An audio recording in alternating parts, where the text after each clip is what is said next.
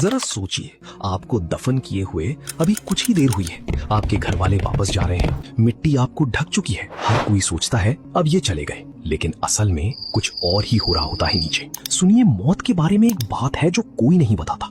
आप खत्म नहीं हो जाते, आप सो नहीं रहे, आप कयामत के दिन तक अंधेरे में इंतजार नहीं कर रहे, बल्कि आप पूरी तरह होश में होते हैं, एक पूरी नई अनदेखी जिंदगी जी रहे होते हैं। ज्यादातर मुसलमान सोचते हैं मर गए, या तो सीधा जन्नत या फिर सीधा सो जाओ कयामत तक, बीच में कुछ नहीं।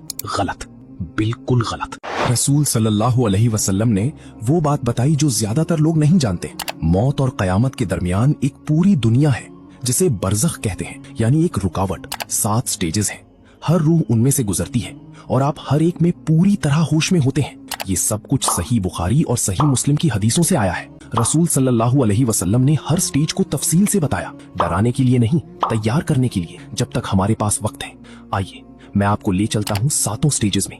आखिर तक आपको पता चल जाएगा कि आपका क्या इंतजार कर रहा है और अभी से कैसे तैयारी करनी है। स्टेज 1, उतरना, द डिसेंट। एक मिसाल लेते हैं, नाम रख लीजिए आहान। आहान को गुजरे 3 दिन हो चुके हैं। उसके घर वालों ने उसे कब्र में उतारा, नमाज़े जनाजा पढ़ी, रोई और वापस चले गए। लेकिन आहान खत्म नहीं हुआ, उसके साथ कुछ और शुरू हुआ। उसकी रूह वापस उसके जिस्म की तरफ खिंच रही है। जिंदगी जैसा नहीं, बल्कि कुछ और ही। वो ऊपर मिट्टी के उस पार अपने घर वालों के कदमों की आहट सुन रहा है। खामोशी, बोझिलियत, लेकिन वो अकेला नहीं है। अगर आहान ने अच्छी जिंदगी गुजारी थी तो उसके पास एक खूबसूरत शक्ल आती है, सफेद कपड़ों में, खुशबू से लथपथ, पुरसुकून चेहरे के साथ। वो धीरे से पूछता है, क्या तू जानता है मैं कौन हूँ? आहान फुसफुसाता है, तेरा चेहरा सुकून देता है। वो कहता है, मैं तेरी नेक कर्म हूँ, जिंदगी में तेरे साथ रहा और हमेशा रहूंगा। लेकिन अगर आहान ने अपनी जिंदगी बर्बाद कर दी थी तो उसकी तरफ एक काली सी शक्ल रेंगती है, चेहरा काला, बदबूदार, सड़ा हुआ। वो गुर्राता है, क्या तू जानता है मैं कौन हूँ? आहान कांपता है, मैं तुझे देखना नहीं चाहता। वो फुंफकारता है, मैं तेरे बुरे कर्म हूँ, जिंदगी में तेरे पीछे लगा रहा और अब तू मुझसे बच नहीं सकता। कुरान सूरह मोमिनून में कहता है, उनके पीछे एक रुकावट है, बरज़ख। उस दिन तक जब वो दोबारा उठाए जाएंगे तो आहान अब उस रुकावट में कैद है और आगे जो होता है वो सब कुछ तय कर देगा। उसकी कब्र की तरफ 2 हस्तियां आ रही हैं। स्टेज 2, सवाल जवाब, द क्वेश्चनिंग। आहान को फिर से कदमों की आहट सुनाई देती है, लेकिन इंसानी कदम नहीं, कुछ भारी सा। उसकी कब्र में 2 शख्सियतें आती हैं, मुनकर और नकीर। वो फरिश्ते जो हर रूह से सवाल करने आते हैं। उनकी आवाज से जमीन कांप जाती है। वो 3 सवाल पूछते हैं, तेरा रब कौन है, तेरा दीन क्या है, तेरा नबी कौन है। अगर आहान अपनी ईमान पर जिया था तो जवाब उसकी जबान से अपने आप निकलते हैं, मेरा रब अल्लाह है, मेरा दीन इस्लाम है, मेरा नबी मोहम्मद सल्लल्लाहु अलैहि वसल्लम है। उसका दिल सच्चाई जानता है, कोई हिचकिचाहट नहीं। उसकी कब्र रोशनी से भर जाती है। लेकिन अगर आहान सिर्फ जबान से मुसलमान था, दिल से नहीं, तो उसकी जबान जम जाती है। मैं नहीं जानता, लोग कुछ कहते थे, अल्फाज नहीं निकलते। उसका दिमाग पूरी तरह खाली हो जाता है, घबराहट छा जाती है और अंधेरा उसे घेरने लगता है। रसूल सल्लल्लाहु अलैहि वसल्लम ने सही बुखारी में चेतावनी दी, तुमसे सवाल पूछे जाएंगे और तुम्हारी पूरी आखिरत उन जवाबों पर टिकी है। अब कब्र उसके जवाबों के हिसाब से बदलना शुरू करती है। अगले स्टेज में, स्टेज 3, फैलना या सिकुड़ना, एक्सपेंशन और कंस्ट्रिक्शन। अचानक आहान को लगता है दीवारें हिल रही हैं उसके आसपास, कब्र के साथ कुछ हो रहा है। अगर आहान ने सही जवाब दिए थे तो उसकी कब्र फैल जाती है, दीवारें दूर तक चली जाती हैं, जहां तक आंख देख सके। कुशादा, आरामदेह, किसी महल के कमरे की तरह। वो सांस ले सकता है, हिल सकता है। मिट्टी जो कुछ देर पहले भारी लग रही थी अब नरम गद्दे लगती हैं। लेकिन अगर वो सवालों में फेल हो गया तो उल्टा होता है, दीवारें अंदर की तरफ खिसकती हैं, भींचती, कुचलती। उसकी छाती सिमट जाती है, पसलियां एक दूसरे में धंसने लगती हैं। दर्द असहनीय, वो न हिल सकता है, न ठीक से सांस ले सकता है। जमीन खुद उसे सजा दे रही है। रसूल सल्लल्लाहु अलैहि वसल्लम ने सही मुस्लिम में फरमाया, यहाँ तक कि नेक इंसान को भी पहले एक हल्की सी भी भींच, थोड़ी सी घुटन महसूस होती है, इंसानियत की याद दिलाने के लिए, और फिर वो खुल जाती है, माँ की गोद की तरह। एक ही जमीन, 2 बिल्कुल अलग हकीकतें। आपके अमल तय करते हैं कि आपका कौन सा हिस्सा बनेगा। स्टेज 4, रोशनी या अंधेरा, लाइट और डार्कनेस। आहान की आंखें अब उसके आसपास ढल गई हैं और फिर वो कुछ देखता है। अगर आहान ने 5 वक्त की नमाज पढ़ी, सदका दिया, लोगों की मदद की, तो उसकी कब्र नरम सुनहरी रोशनी से भर जाती है, सूरज उगने जैसी। उसका हर नेक काम रोशनी बनकर उसे घेर लेता है। वो साफ देख सकता है, गर्मी और सुकून महसूस करता है। लेकिन अगर वो नमाज छोड़ता था, झूठ बोलता था, तौबा किए बिना लोगों को दुख पहुंचाता था, तो उसके चारों तरफ घना अंधेरा छा जाता है। गाढ़ा, दम घोटू, वो अपने हाथ भी नहीं देख सकता।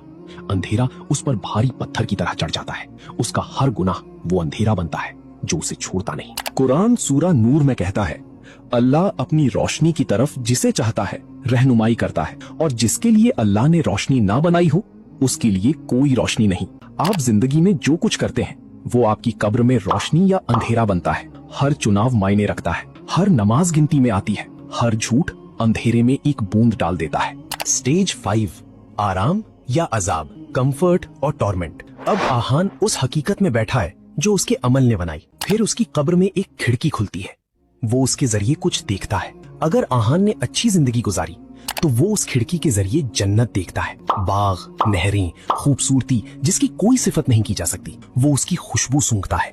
गुलाब और कस्तूरी और एक मिठास जैसी कभी नहीं जानी। हर सांस उसे खुशी से भर देती है। ये उसका झलकी है, उसका वादा। उसके दिल में सुकून छा जाता है। लेकिन अगर वो नाकाम रहा तो एक अलग खिड़की खुलती है, जहन्नम की आग। वो आग के शोले देखता है, उसके चेहरे पर गर्मी महसूस होती है। वो जलते हुए गोश्त और गंधक की बदबू सूंघता है।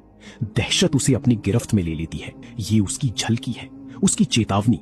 वो मुंह फेरने की कोशिश करता है लेकिन फेर नहीं सकता, खिड़की खुली रहती है। रसूल सल्लल्लाहु अलैहि वसल्लम ने सही बुखारी में फरमाया, मोमिन की कब्र जन्नत के बागों में से एक बाग बन जाती है और गुनहगार की कब्र जहन्नम के गड्ढों में से एक गड्ढा बन जाती है। अभी इस वक्त लोग अपनी कब्रों में इन हकीकतों से गुजर रहे हैं। उनका जिस्म तो मिट्टी में मिल गया लेकिन उनकी रूह पूरी तरह होश में है। आपके लिए कौन सी खिड़की खुलेगी? स्टेज 6, बरज़ख में इंतजार, वेटिंग इन बारज़ख। आहान को अपनी कब्र गए 800 साल हो चुके हैं लेकिन उसे इसका पता नहीं।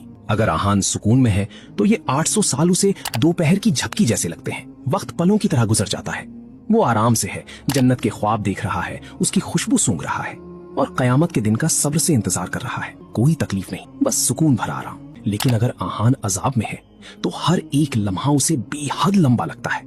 एक दिन ऐसे कटता है जैसे 1 साल का अजाब। 800 साल उसे अनंत काल जैसे लगते हैं। वो चीखता है लेकिन कोई सुनता नहीं। वो बिल्कुल अकेला, बिल्कुल कटा हुआ। दर्द रुकता नहीं, गर्मी कम नहीं होती, अंधेरा नहीं हटता।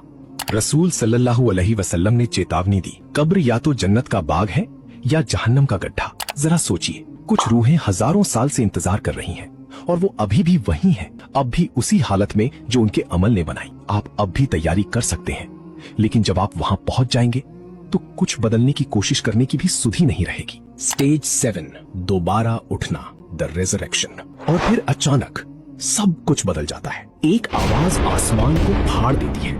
इसराफील अलैहिस्सलाम वो बिगुल फूंकते हैं, आसमान कांप उठता है, पहाड़ रेजा रेजा हो जाते हैं। आहान ये आवाज अपनी कब्र के अंदर भी सुनता है। अगर आहान सुकून में था तो वो चैन से उठता है। वो इसी दिन का इंतजार कर रहा था, जिस दिन वो अल्लाह से मिलेगा, जिस दिन उसके सब्र का इनाम मिलेगा। जैसे ही वो खड़ा होता है, सुकून उसे घेर लेता है। वो तैयार है। लेकिन अगर आहान अजाब में था तो वो पूरी दहशत के साथ उठता है। बरज़ख तो सिर्फ एक झलकी थी। अब आता है असली फैसला। अब आती है हमेशा की रात या हमेशा की सुबह। जिससे वो कब्र में डरता था वो अब हमेशा के लिए पक्की होने वाली है। रसूल सल्लल्लाहु अलैहि वसल्लम ने सही बुखारी में फरमाया, लोग उसी हालत में उठाए जाएंगे जिसमें वो मरे थे। मोमिन सुकून में, काफिर दहशत में, बिना जूते बिना कपड़े के भी, लेकिन इतने मशगूल होंगे कि उन्हें अपने नंगे होने का एहसास तक नहीं होगा। हर वो रूह जो कभी जिंदा थी उसी लम्हे उठ खड़ी होती है। अरबों लोग सब एक ही हकीकत की तरफ देख रहे होंगे, कयामत शुरू हो चुकी है। बरज़ख के 7 स्टेजेस यहाँ खत्म होते हैं। आपकी हमेशा की जिंदगी शुरू होती है। ये 7 स्टेजेस हर एक इंसान का इंतजार कर रही हैं। कोई एक्सेप्शंस नहीं, कोई छूट नहीं। रसूल सल्लल्लाहु अलैहि वसल्लम ने फरमाया, कब्र आखिरत की पहली मंजिल है। जो इससे सही सलामत निकल गया उसके बाद आने वाला हर मुकाम आसान है। तो आज अपने आप से पूछिए, जब वो फरिश्ते आएंगे तो आपके जवाब क्या होंगे? क्या आपकी कब्र खुलेगी या सिकुड़ेगी? आपके चारों तरफ रोशनी होगी या